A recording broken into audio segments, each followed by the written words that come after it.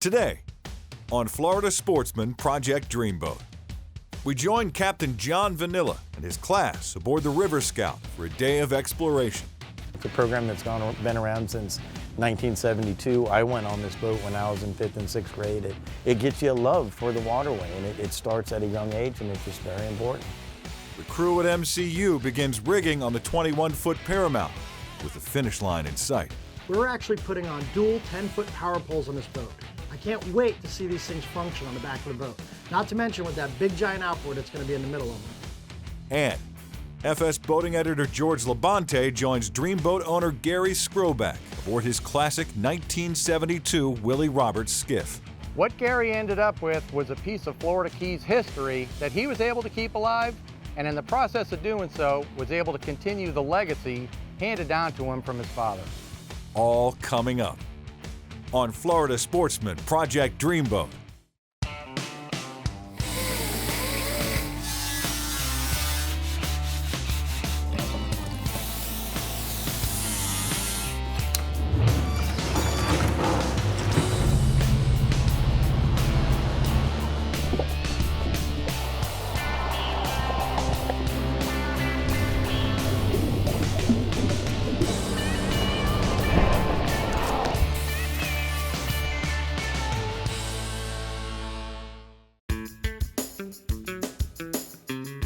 All right, so if you guys recall, I had the environmental study people reach out to me about an issue they were having with anchoring the boat in shallow water. So I came up with the idea of installing a power pole for them. We actually got it installed, we got the boat delivered, and Captain John reached out to me to tell me how much he loved it and how great it worked. Now, after talking about that power pole operation, he gave me the opportunity to learn a little bit about what they're doing with these kids. The school board here in Martin County has really reached out and done a great thing for these children, and I'm really glad I was able to pitch in and help the community. My name's John Vanilla. I'm the captain on the River Scout at the Environmental Studies Center for the Martin County School District in Stuart, Florida. I run the boat. We run a 5th grade program and a 6th grade program and a high school program. It's a program that's been around since 1972. I went on this boat when I was in 5th and 6th grade. It got me really involved in everything, and it's just a great thing for to keep our waterways. It's a viable source of our income in this area, from fishing to tourism to a lot of things, and we're killing the lagoon in an alarming rate, and we need to make changes, and it helps get them involved at a young age to make the good decisions. Today, for instance, we're doing Indiantown Elementary School, Warfield Elementary, 5th grade. These students get out here, and I asked them at the dock, some of them have never been to the beach. Let alone been on a boat. They've never even been to the beach. So it's really great for those students for an awakening to really see the waterway. And then the students that are much more that, like I and you, grew up on boats and but this was a great program. This really made me think a lot more about the waterways, our environment, everything, as opposed to just going out with Dad or my uncle on the boat and fishing and doing whatever. This got me really thinking about the environment, about the impact we have, and it gets the students involved at a young age about the impact. The 5th grade program is what we're doing today. They come to the Spoil Island for the day, spend the day. We tell them how the Spoil Island was developed. They get all the plants, they see the animals on the island, and they seine on the island. It gets you a love for the waterway, and it starts at a young age, and it's just very important.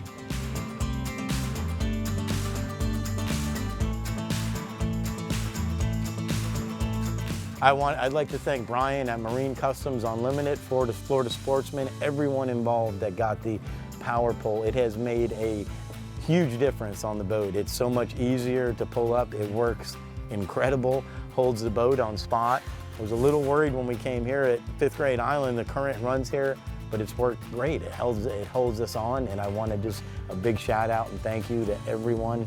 The teachers, I can tell you thank you because they pulled up that stern anchor, and again, not just time, but just their backs. And none of us are getting younger anymore, so it just has saved us so much more time, muscle, everything. And we haven't had a chance to use it in our 6th grade program yet, which we feel is going to make a huge difference. That's where we do the water science. And when we had to go to a different spot, we'd have to pull up the anchor, get everything in, go to the, now it's 2 seconds. I hit the button, bam, we go to the different spot, put it down. It is going to make a massive difference in our thing. It is a wonderful addition, and we appreciate everything everyone's done for it. Well, I'm really happy I was able to help out the school board with this boat. And if there's anything else Captain John needs on there, I told him to reach out to Marine Customs and let us know, because we're on board and we're all about helping the community. When we return, at MCU, Steve the Legend Altenhoff begins rigging on the 21-foot Paramount project. This segment brought to you by Bennett, superior by design.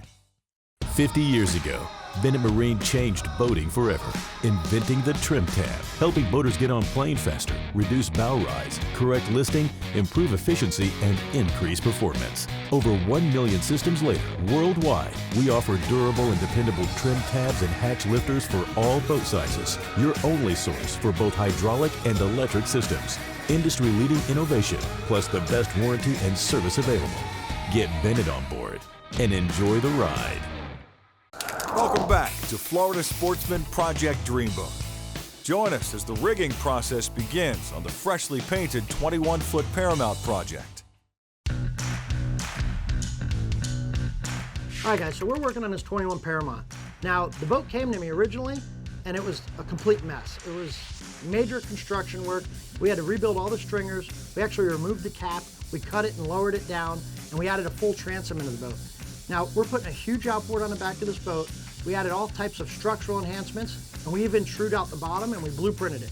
So it's perfectly laser straight and flat. I can't wait to get this thing on the water and run it. Now that Mike and the guys wrapped up this beautiful all-grip metallic paint job, it actually got pushed over into the rigging bay where Steve's been working on it. So now that Steve's wrapping up with the basics of the rigging, it's time to get to all the goodies. We're actually putting on dual 10-foot power poles on this boat. They're black, they're awesome. They've got dual brackets that mount onto the Atlas jack plate, and they look incredible. I can't wait to see these things function on the back of the boat. Not to mention with that big giant outboard that's going to be in the middle of them. All right, I just received some more product for the Paramount that I'm doing. I've got a set of power poles in that are actually going to mount to the jack plate. These aren't going to be transit mount like normal ones that I do. So fortunately, Power Pole have made up brackets just for that brand of jack plate. And so I'm going to open them up, check them out, look at them. Top quality stuff too. You got to really look at them because I was a little confused there off the bat. They do make a left and they do make a right, so that's very important that you get the left on the port side and the right on the starboard side.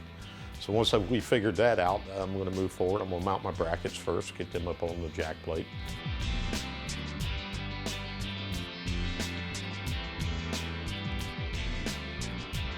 They look cool, you know, heavy duty, strong.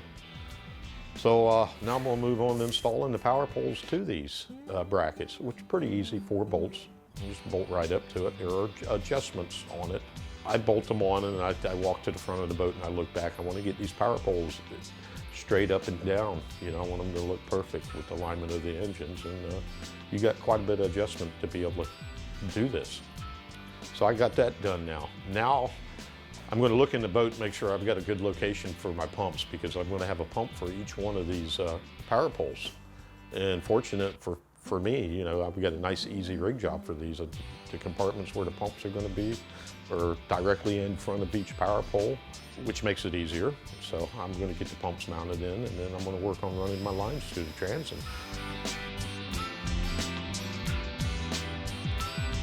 So I'm going to put a little bit of seal in after I drill my holes on the grommets and I'm going to feed the hose through and I'm going to slide the grommets right in place and good to go. It looks good. And fortunately for me, I do not have to install anything on the dash for these. These are completely remote control. Each one comes with 2 remotes. It's cool to have 2 power poles because if you got 1 power pole and you put it down, the boat with the current and wind, you're going to swing around in a circle or back and forth depending on the current and the wind. With 2 power poles, you can hold your heading right where you want it and stay in that spot. You can keep the bow in the wind or in the current, and that's the benefits of having 2 power poles. So now that Steve has those power poles mounted on the back, they look incredible. I can't wait to see that engine in the middle. Now it's time to move on to some of the other goodies that we have to install in this boat. We're actually moving into this new speaker line that we're carrying, and it's Infinity by Harman Kardon. When I saw these things, I got super excited. These things have lights inside of them, and it's not an extra bezel that I have to mount or rig. It's actually all pre-wired, and it's really cool looking, and I'm excited to see how they sound. Now, we've got all these recesses in this boat. They're all tilted and angled up at you.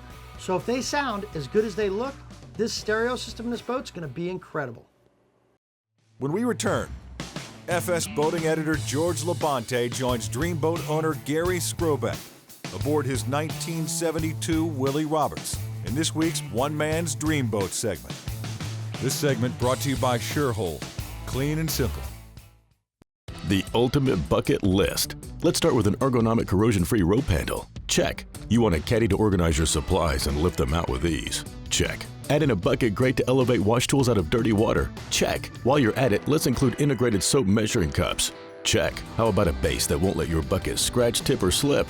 Check. Top it off with a secure lid that doubles as a place to sit down. Check and check. The Surehold One Bucket System for everything on your bucket list. Visit onebucket.com.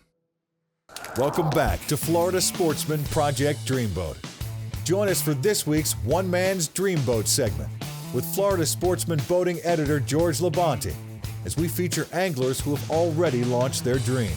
Florida Sportsman began these features 30 years ago, and the dreams just keep getting better.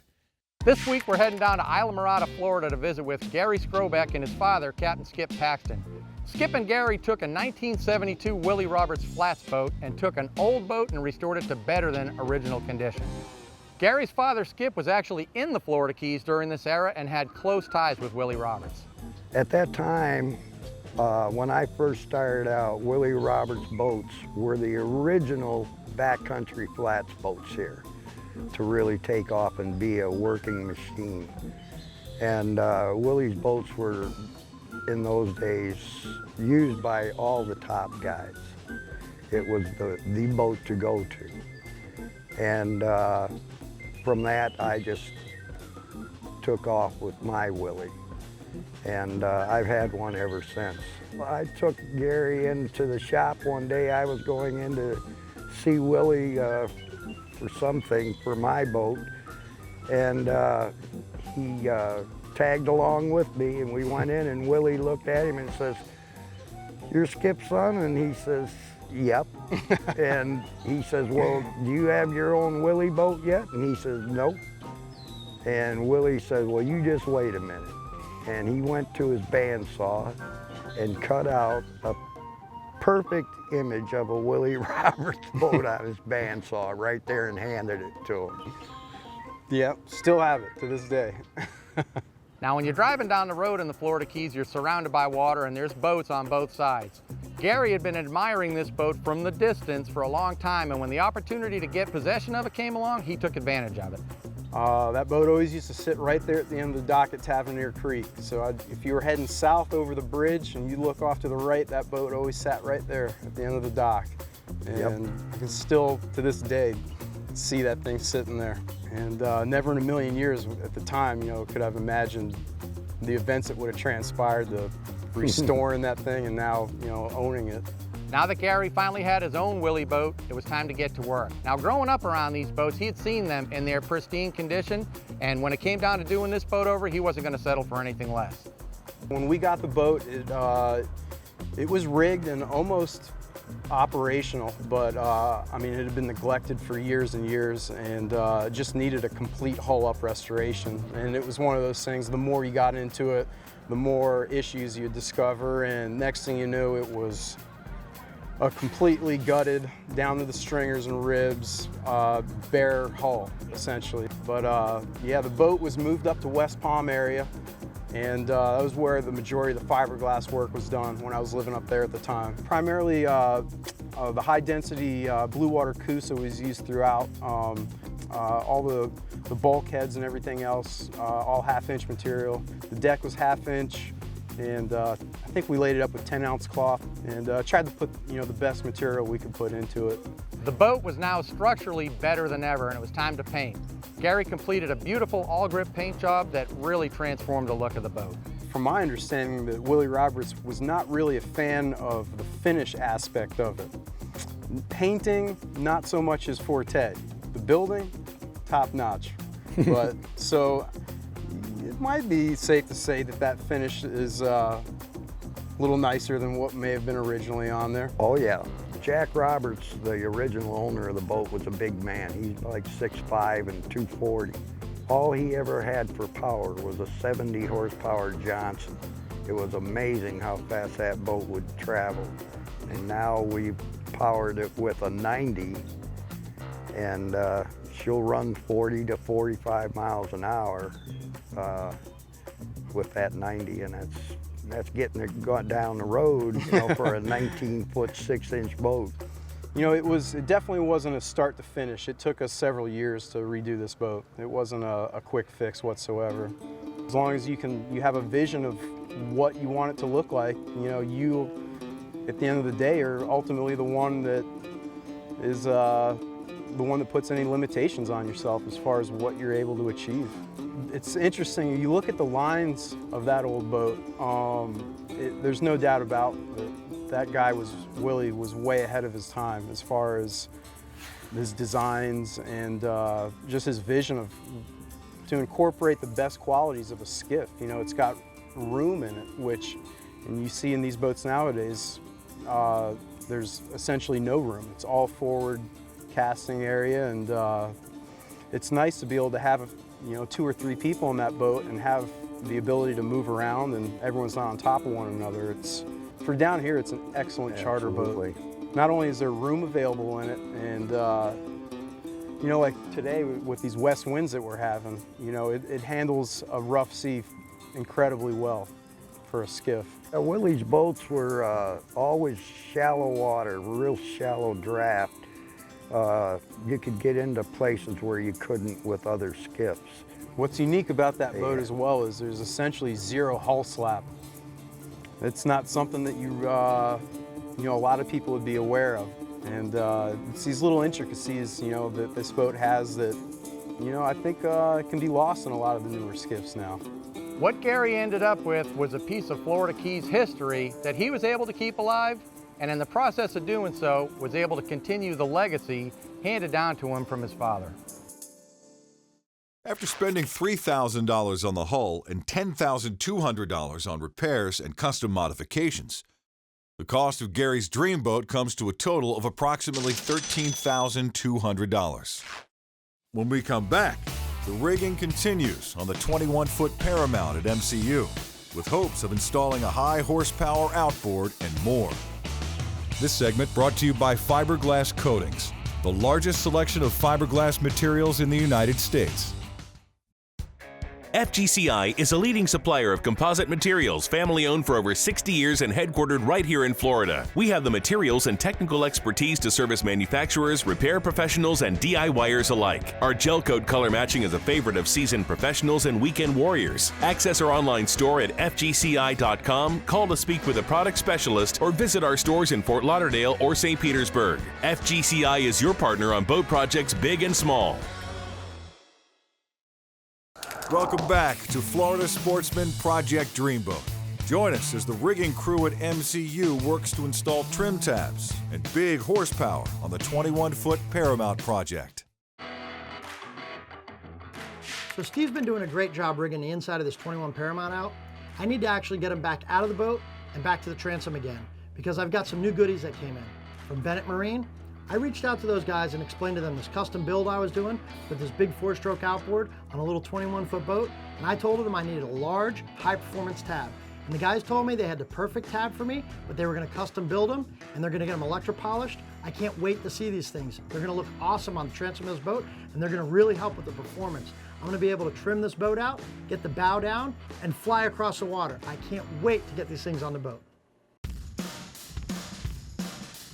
All right, I'm ready to move on and install some trim tabs on this Paramount that I'm working on. These tabs, they're just standard bolt actuators and switches and control box and everything, but the tab itself has got a backing plate and a big planing surface, and these things are pretty heavy. You know, and I'm going to have a hard time holding these things up, but I installed high-performance tabs before that were like this, and I came up with a real easy solution. I'm going to make me a template of the mounting surface. And they come in a box, so you just take the box out and get your cardboard right there. And then this is what I ended up making. It's a nice little footprint of their backing plate for the trim tabs. You know, and I drill the holes in it, I mark it out, that way I can mark it up on the back of the boat. I want to get the front edge of the tab that actually bolts to the transom, I want to get up at least 1/4 inch, if not a little bit more. 1/4 inch to 3/8 I usually go for, depending on the bottom of the boat. So then I'm just going to mark my holes, and then bam, you drill your holes, you got the tab, you get some sealant up there, you throw it in place, and you drill it on. Now I'm ready to attach the actuator to the planing part of the tab, and they give you a couple little spacers and a bolt to do that. And it's got plenty of adjustments in it, so I need to figure out which hole I'm going to mount it to. So I'm going to get a straight edge, and I'm going to hold the tab up, and I'm going to get it up at least 3/8 of an inch in the back. Figure out which hole I'm going to mark it in. A lot of times you ain't going to get a perfect 3/8. You may have to go a little more or a little less, depending on where the bolt lines up on the tab itself.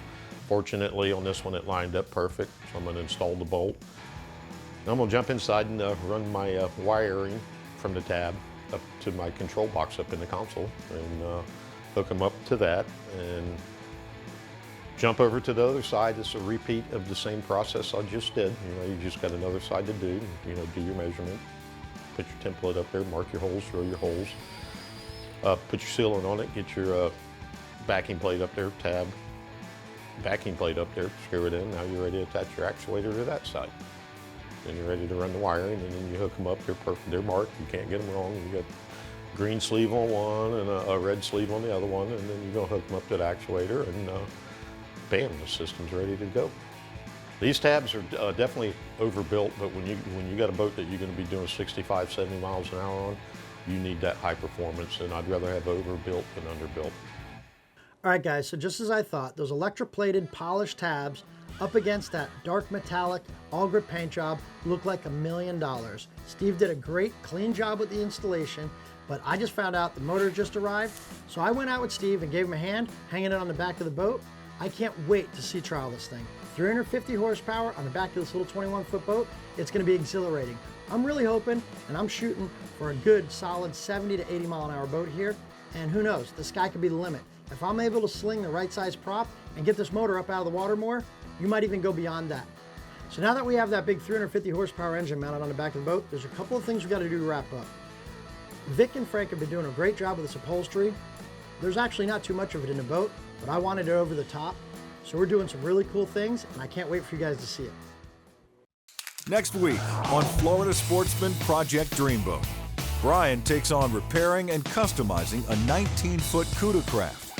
FS boating editor George Labonte joins Jason Paul Kuhn aboard his 29-foot Wayward to learn more about his unique build. And the team at MCU prepares a catamaran for a one-off bow pump, which allows for hands-free anchoring. The filming of Florida Sportsman Project Dreamboat has been shot on location at Marine Customs Unlimited. You dream it, we build it.